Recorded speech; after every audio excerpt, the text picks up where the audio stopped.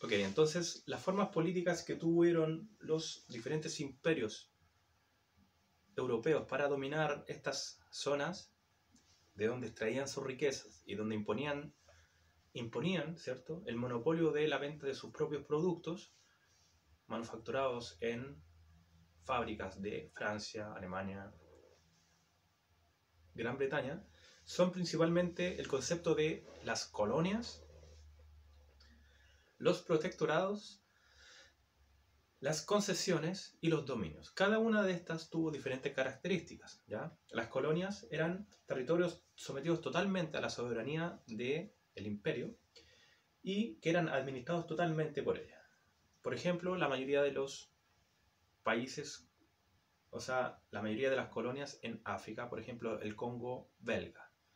A propósito, el Congo belga, administrado por el imperio de los belgas, fue uno de las formas del imperialismo más atroces, horribles, abusivas que ha existido en la historia de la humanidad. Ya, francamente, alguien que entra a escudriñar cómo fue el imperialismo belga en el Congo, da algo acá, porque fueron muy crueles con las poblaciones nativas africanas, ¿ya? Muy racistas, muy opresores y abusivos. Los protectorados eran zonas en las cuales ya existía una unidad política, entonces venía el imperio con esta idea de superioridad mental, racial, física, y decir, nosotros vamos a protegerlos a ustedes, ¿ya? Nosotros los dominamos. Las concesiones eran lugares en los cuales el imperio lograba concesiones económicas, ¿ya? En lugares donde ya existía una organización política y donde no podían dominarlos del todo, lograban aún así el imperio establecer concesiones económicas beneficiosas para ellos. El más ilustrativo de esto es las concesiones del Imperio Británico en China, de aquella época.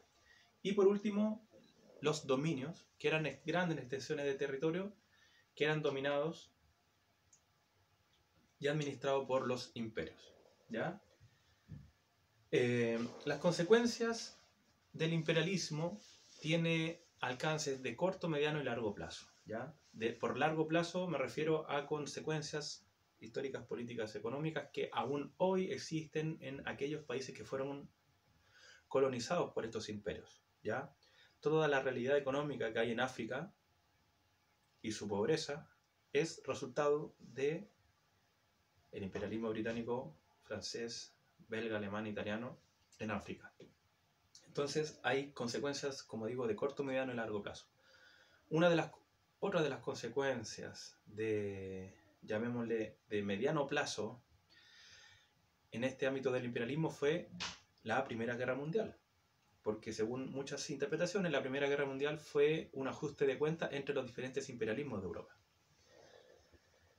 Otra de las consecuencias, también de largo alcance, largo tiempo, larga duración se llama en la historia, es que este imperialismo todavía existe hoy en día en el ámbito de la globalización de la economía en mercados mundiales, ¿ya?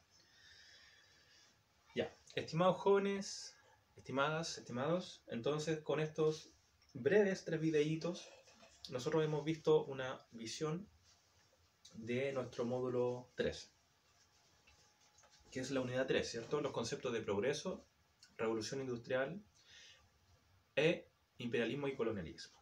Ustedes, como ya se estableció en la clase que hemos tenido y en otras clases online anteriores, ustedes deben originar, crear, levantar, proponer una pregunta histórica que les conmueva, que les mueva a investigar.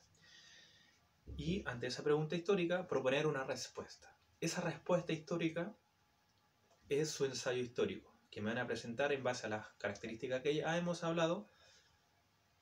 Introducción, donde presento la pregunta y mi respuesta. El desarrollo, donde presento los argumentos de la respuesta que yo brindo. Y la conclusión, donde yo logro hacer un chequeo, una revisión acerca de si la pregunta levantada en la introducción se responde sí o no.